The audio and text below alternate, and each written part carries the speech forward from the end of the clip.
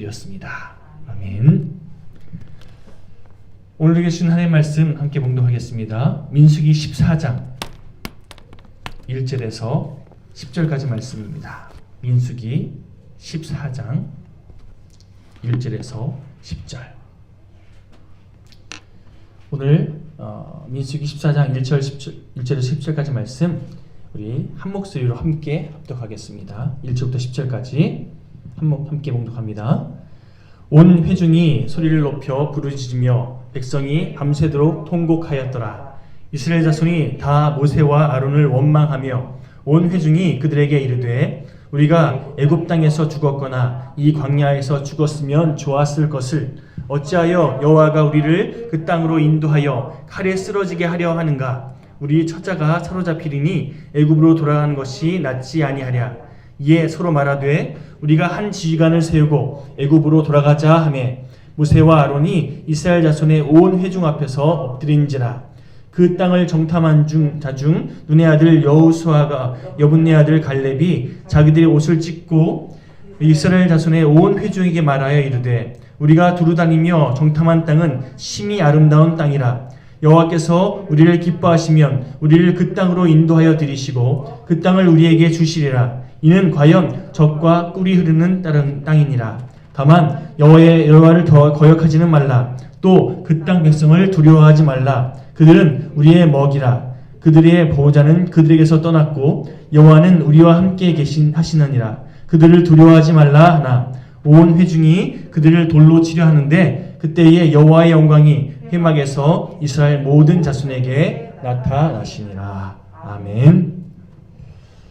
오늘 함께 봉독한 말씀은 이스라엘 백성들이 이제 가나안에 입성하기 전에 모세가 12명의 각 지파를 대표하는 그런 대표를 뽑아서 정탐 보내지 않습니까? 가나안 땅으로. 그들이 돌아와서 이스라엘 백성들에게 가나안 땅이 어떤 상황인지 이제 보고하는 그런 이후의 장면을 소개하고 있습니다. 40일 동안의 가나안 정탐을 마치고 이제 다 같이 입을 모아서 이스라엘 백성들에게 이렇게 고합니다. 여러분, 가나안 땅은 정말로 우리가 들었던 대로 살기 좋은 정말 좋은 땅이었습니다. 라고. 여기까지는 12명의 보고가 똑같아요. 그런데 그 이후부터 의견이 갈라지기 시작합니다. 12명의 정탐꾼 중에서 12명의 대표 가운데 10명의 대표가 하지만 그곳에 사는 사람들이 너무나 강력해 보입니다. 그래서 우리가 그들을 이길 수 없습니다. 가나안 땅을 우리가 차지하는 것은 말도 안 되는 정말 이거는 우리가 할 수 없는 일입니다. 라고 주장하기 시작하면서 이스라엘 백성들이 그 보고를 듣고 희망에 부풀어 있고 너무나 소망에 차 있던 그들의 마음이 확 무너지면서 원망과 불평이 쏟아지더라는 거죠. 10명의 정탐꾼 눈에는요, 가나안 원주민들이 아주 엄청나게 커 보였습니다. 결국 그들이 보고한 내용들을 정리해보면 안 돼요. 보나마나 우린 지고 말 겁니다. 뭔가 시작해보기도 전에 스스로 주눅 들고 열감에 사로잡혀서 안 된다고, 못한다고 그렇게 넋두리를 쏟아놓더라는 거죠. 상대적으로 자기 생각에 저들은 나보다 세 보이고 이거 우리가 할 수 없다라고 스스로를 제한시켜 보이더라는 겁니다. 우리 민수기 13장 33절 말씀 좀 찾아볼까요? 민수기 13장 33절. 우리 한 목소리로 함께 봉독하겠습니다. 시작. 거기서 네피림 후손인 아낙 자손의 거인들을 보았나니 우리는 스스로 보기에도 메뚜기 같으니 그들이 보기에도 그와 같았을 것이니라. 자, 10명의 정탐꾼들이 보고하는 내용 가운데 그들이 우리를 메뚜기처럼 봤다고 얘기하고 있습니까? 아니면 잘 보십시오. 그들이 뭐라고 얘기하고 있습니까? 우리 스스로 생각하기에, 우리 스스로 보기에 그들이 우리를 메뚜기처럼 볼 거다라 이렇게 얘기하고 있지 않습니까? 한마디로요, 가나안에 살고 있는 사람들은 이스라엘 백성들을 바라보면서 향해서 그들은 메뚜기다라고 얘기한 적이 없어요. 오히려 지금 사실을 말하자면요, 지금 가나안 땅에 살고 있는 거주민들은 곧 자기들에게 공격 들어올 이스라엘 백성들에 대해 두려운 마음을 갖고 있었습니다. 하나님이 그동안 이스라엘 백성들을 어떻게 인도하셨고 또 하나님께서 허락하신 놀라운 일들에 대해서 이미 소문도 들었기 때문에 오히려 이스라엘 백성들을 두려워하고 있었어요. 그런데 이스라엘 백성들의 10명의 정탐꾼들 보기에는요, 그들이 너무 커 보이고 우리들은 그들에 비해서 너무나 작아 보이니까 우리는 메뚜기 같이 보인다고, 그들을 보기에도 그렇게 볼 거라고 스스로를 폄하고 있더라는 거예요. 그들이 우리를 그렇게 본 게 아니에요. 내가 스스로 그렇게 스스로를 여겼다는 거죠. 이 초라한 목소리, 이 주눅든 목소리를 한번 주목해 볼 필요가 있습니다. 지레짐작, 자기 생각으로 스스로를 폄하하는 모습. 오늘날에도 이런 태도로 살아가는 사람들 참 많습니다.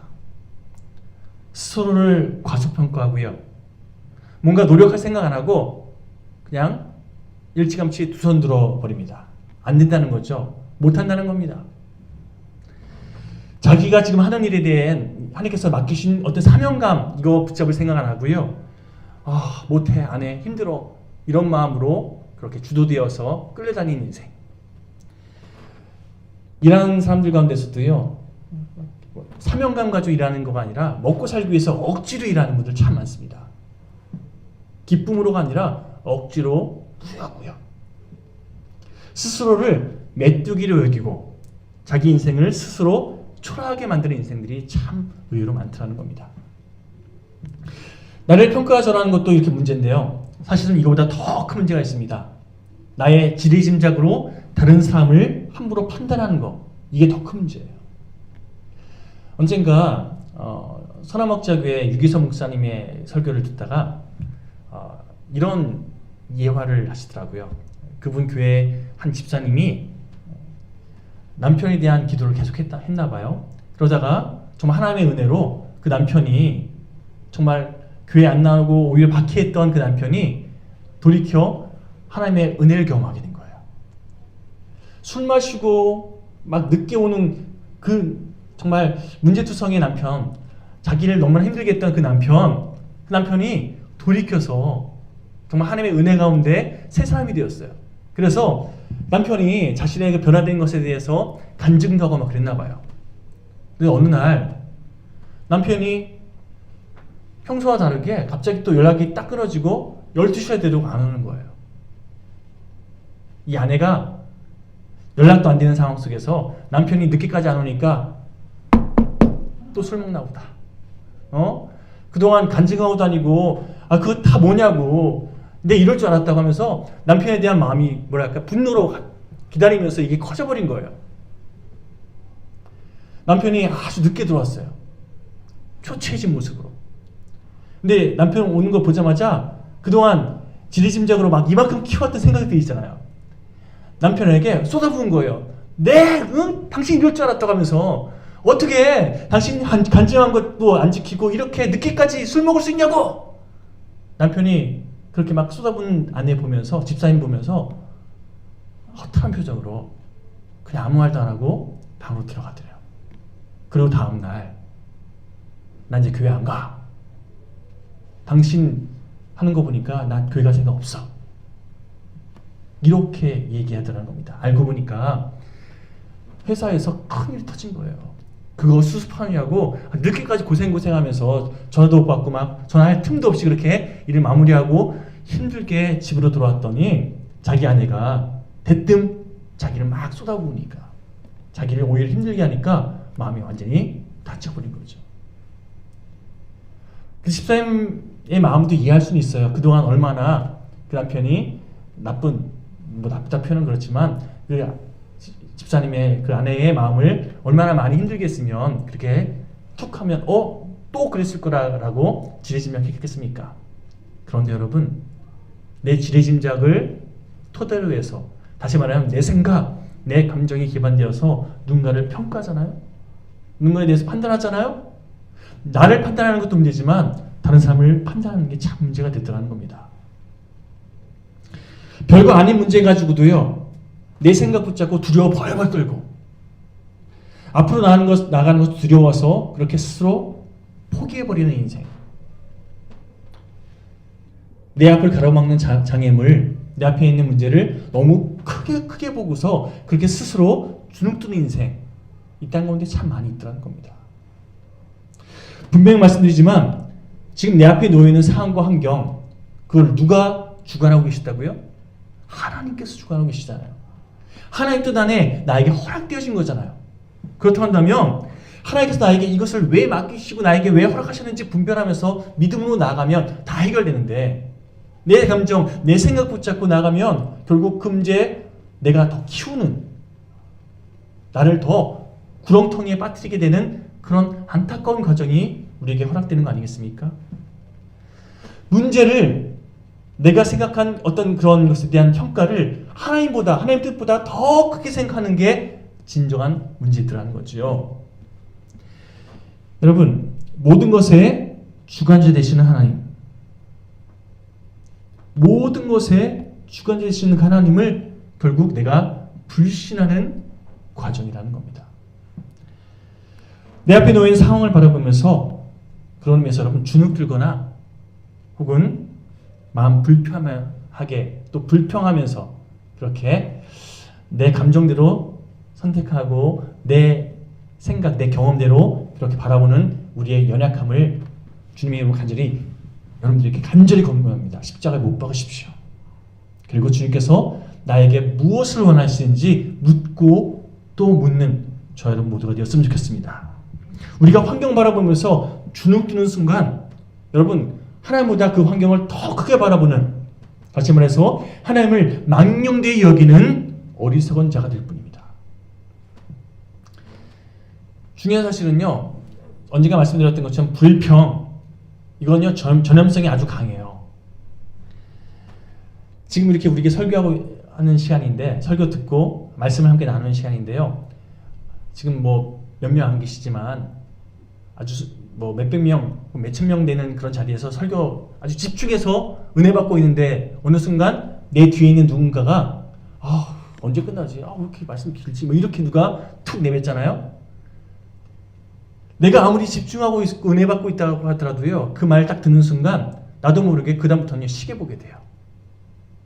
나도 모르게 그 불평에 영향을 받게 되더라는 겁니다. 그게 우리의 죄된 연약한 본성이라는 거예요. 오늘 우리가 함께 본문 말씀 보면서 주목할 부분이 있습니다. 10명의 정탐꾼들이 보고한 것을 듣고 이스라엘 백성들이 뭐라고 합니까? 여러 가지 불평과 불만 막 쏟아붓는데, 그 중에서 우리가 애굽 땅에서 죽었거나 이 광야에서 죽었더라면 좋았을 것이다 라고 말하는 부분이 있습니다. 우리 본문 2절 말씀 좀 함께 찾아서 봉독해 볼까요? 2절 시작. 이스라엘 자손이 다 모세와 아론을 원망하며 온 회중이 그들에게 이르되 우리가 애굽 땅에서 죽었거나 이 광야에서 죽었으면 좋았을 것을. 사실 이스라엘 백성들은요, 출애굽한 이후로 적과 꿀이 흐르는 이 가나안 땅에 대한 소망, 새로운 삶에 대한 기대감이 아주 부풀어 있었습니다. 그런데 가나안 땅에 못 들어갈 수 없다, 우린 그들을 이길 수 없다 라고 말하는 10명의 정탐꾼의 보고를 듣는 순간 너무나 절망스럽고 너무나 속상한 나머지 원망의 말을 내뱉는데요. 한번 생각해 보십시오. 이스라엘 백성들이 정말로 애굽 땅에서 죽었으면, 또 광야에서 죽었으면 하는 것이 그들의 바람이었을까요? 그럴 리 없습니다. 확신하건대 어떻게든 살고 싶었을 거고, 이왕이면 좋은 곳에서 살고 싶었을 거예요. 그리고 그들이 그동안 꿈꿔왔던 그 적과 꿀이 흐르는 하나님께서 예비하신 가나안 땅에 들어가 살고 싶었을 거라고요. 그런 그들의 바람이, 절망이, 원망이 그들의 마음을 주도하니까 오히려 강한 반어법으로 죽었으면 좋겠다라고, 죽었으면 더 좋았을 뻔했다라고 그렇게 반어법으로 표현되더라는 거예요. 우리들 이렇게 말할 때 참 많아요. 반어법으로 얘기하는 거. 마음은 그렇지 않은데 나도 모르게 툭 내뱉는 게 내 마음, 내 본심과 전혀 다른 그런 뉘앙스의 말을 할 때가 참 많이 있더라는 거예요. 사실 많은 사람들이 화가 나면요, 또 흥분하면요, 자기의 마음, 이 소망과는 반대되는 그 말을 함부로 내뱉을 때가 있습니다. 아니, 흥분하지 않아도요, 그냥 그 순간 느껴지는 대로, 그냥 생각나는 대로 내뱉는 그런 사람들도 의외로 많아요. 한 예를 들어볼게요. 나이가 드신 어르신들, 그분들이 자주 하는 말들이 있습니다. 아유, 늙으면 죽어야지. 근데 그분들이요, 늙으면 죽어야지 본인들은 그렇게 얘기하는데 사실 가만히 지켜보면요, 어떻게든 더 살려고 하죠. 자기가 더 사는데 방해되는 그런 누군가의 모습이 보이면 막 서운해하세요. 늙으면 죽어야지 그 본인의 본심이 아니더라는 거예요. 여러분, 하나님께서 분명히 말씀하십니다. 민수기 14장 28절 제가 봉독해 드리겠습니다. 그들에게 이르기를 여호와의 말씀에 내 삶을 두고 맹세하노라. 너희 말이 내 귀에 들린 대로 내가 너희에게 행하리니. 아주 무서운 말씀입니다. 내가 내 귀에 들린 대로 그대로 행하겠다. 너희가 말한 그거 내가 그대로 이루어주겠다. 이렇게 말씀하시는 내용이에요. 한마디로 이스라엘 백성들이요, 우리들 이 광야에서 죽었으면 더 좋았을 거다. 이렇게 하나님께 말씀했잖아요. 그들이 내뱉은 대로 하나님께서 그대로 이루셨어요. 하나님께서 40년 동안 이스라엘 백성들을 그렇게 광야에서 방황하게 그들을 훈련시키는 이 과정들, 엄밀히 말해서 이스라엘 백성들이 내뱉은 대로 이루어진 거예요. 그렇지 않습니까?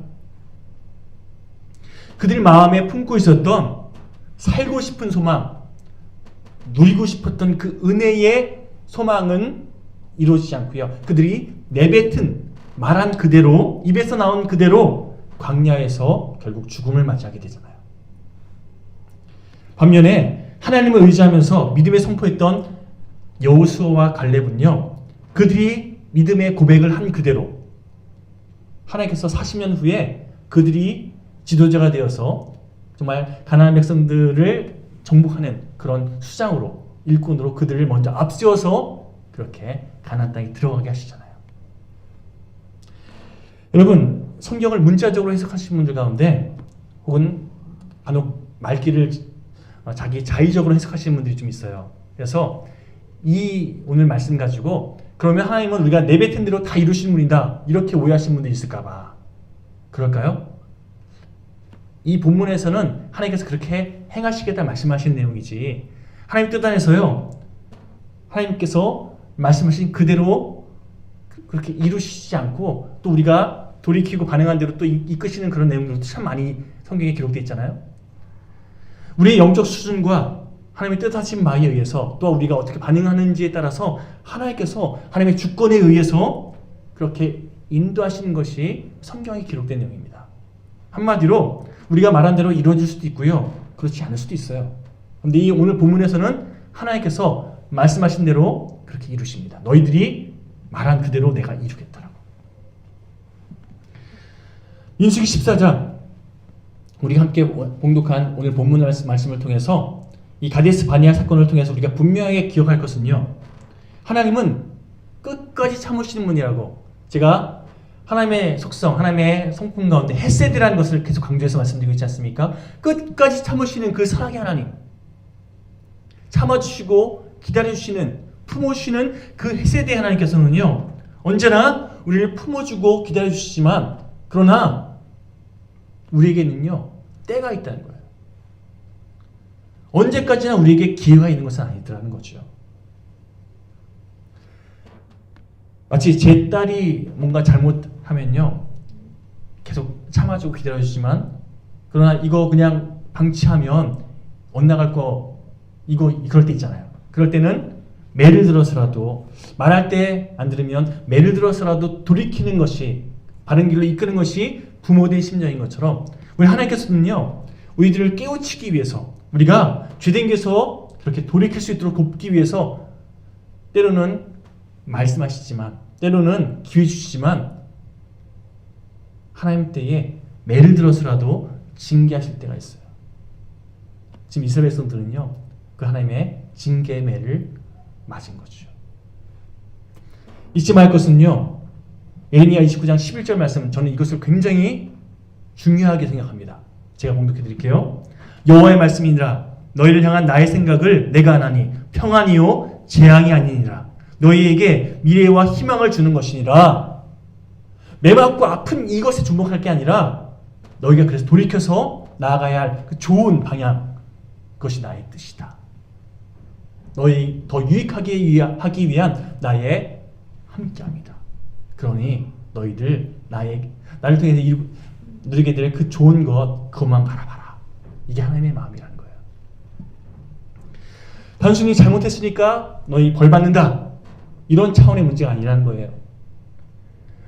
우리가 바른 삶의 모습을 회복할 수 있도록 하나님께서 계속해서 돕고 계시고 함께하고 계시고 이끌고 계신다. 이게 오늘 본문을 통해서 우리가 붙잡아야 할 하나님의 뜻인 줄 믿습니다.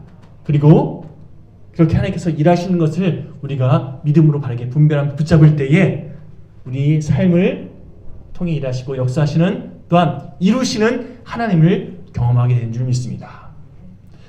분명한 사실은 너희 말이 내 귀에 들린 대로 내가 너희에게 행하겠다, 이 말씀을 지금 나에게 말씀하시는 하나님의 음성으로 우리가 붙잡으면요, 또 다른 의미가 됩니다. 다시 말해서 언제나 하나님께서는 내가 말하는 것을 듣고 계신다, 이것을 기억하면서 내가 말하는 거, 내가 행동하는 거 더 조심하게 되잖아요. 그렇지 않습니까? 툭툭 그냥 아무 생각 없이 내뱉는 말이 아니라 한 번이라도 더 걸을 수 있잖아요.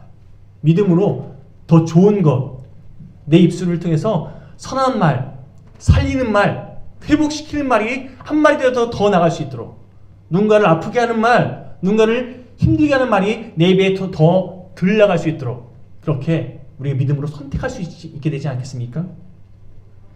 주님, 오늘도 제 입술에 성령의 재간을 물려주십시오. 그래서 내가 정말 서툰 말, 또한 부정적인 말, 옳지 않은 말을 더 많이 내뱉지 않을 수 있도록 주여 성령의 파수꾼을 제 입술 가운데 세워주시옵소서. 믿음으로 결단하고 주님께 맡겨드리는 인생.